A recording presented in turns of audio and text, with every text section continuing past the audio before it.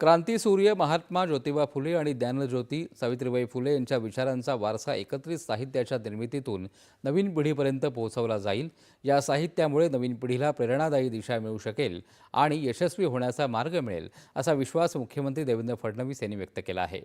मुख्यमंत्र्यांच्या हस्ते काल मंत्रालयामध्ये क्रांतीसूर्य महात्मा ज्योतिबा फुले आणि ज्ञानज्योती सावित्रीबाई फुले समग्र वाङ्मय या पुस्तकाचं प्रकाशन झालं।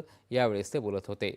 इतर मागास बहुजन कल्याण विभागांतर्गत कार्यरत असलेल्या महाज्योती संस्थेमार्फत या महावाङ्मयाची निर्मिती करण्यात आली आहे।